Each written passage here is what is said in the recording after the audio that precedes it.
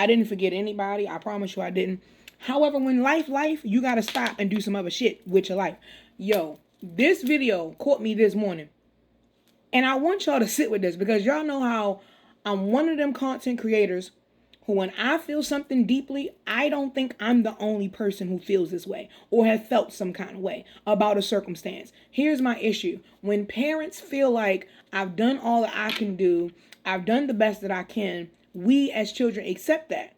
But then we don't go into the abusive side of it where as long as you need me, I'm going to keep doing the very least for you.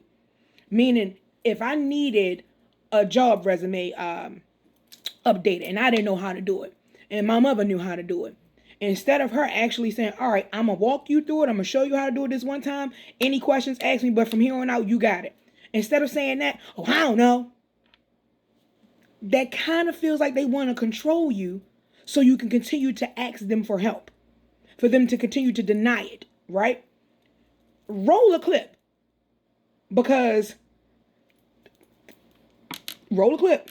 Just because your mama don't smoke crack don't mean she ain't an addict. And just because your mama say I love you every chance she get don't automatically mean she means you well. And I know that's uncomfortable. But some of y'all was taught if that person says I love you, you're not allowed to question that relationship. And that's a lie, because some addictions don't come in a pipe. Some addictions come in the form of control. Some addictions come in the form of attention. Some addictions come in the form of needing somebody to stay broken so they never leave. See, everybody talk about drug addicts, but nobody talk about people who are addicted to chaos. People addicted to being needed. People addicted to being a victim. People addicted to keeping their children emotionally dependent on them. And if you're a cycle breaker, you know exactly what I'm talking about. Every time you start growing, they created a crisis. Every time you found peace, they brought drama. Every time you start building confidence, they reminded you of your mistakes. Every time you tried to create boundaries, they called you selfish. Not because you was wrong, but because your growth threaten the role that they assigned you. Some of y'all been carrying guilt that don't belong to you. You think you're a bad son, you think you're a bad daughter, but what the real problem is, you've been loyal to dysfunction for so long that healthy feels disrespectful. What if anxiety leaves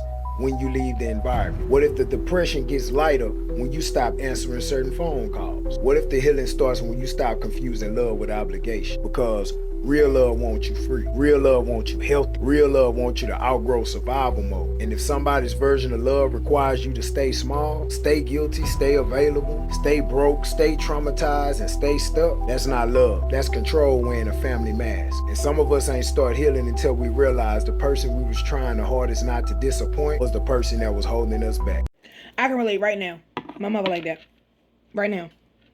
If she don't control the situation, she don't see no benefit in it for her, it ain't gonna get done. If I told her, hey, I need to rent a car, can you take me to the car rental place? Oh, you putting gas in my car? Oh, well, what time you trying to go? It was almost like me trying to better myself. If it hindered her in any fucking way possible, she wasn't gonna do it. This didn't just start. This has been over the years, accumulative over the years. I've had these conversations with my sister circle. I've had this conversation with my therapist, and everybody's saying the same thing. Why don't you cut your mother off? Why don't you cut your mother off? In my mind, I could say, you know what? People have said this to me. Oh, that's still your mother. That's still your mother. And I'm still her fucking child.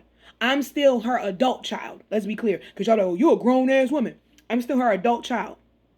You don't treat the other sibling like that. You treat her worse. You talk to her like a dog. You make her feel small. That hinders growth. Luckily for me, I was a child who never backed down. That Aries and Taurus relationship that we have is tried and true. A ram and a bull? Okay. I'm not the only person who's felt like the parents hindered or stunted the growth of what you could be, because you feel like I'm doing what I can do. I'm doing the best. I'm doing what you led me to believe was a good thing. And yet once I do it past you, that's one of my favorite things. If I do something better than you with the information that you gave me, you feel some kind of way. You feel slighted. And the control part, again, if it don't benefit her in no shape, form, or capacity, she's not going to do it. I can't be the only one. Tell me I'm the only one, and I'm going to tell you a fucking lie.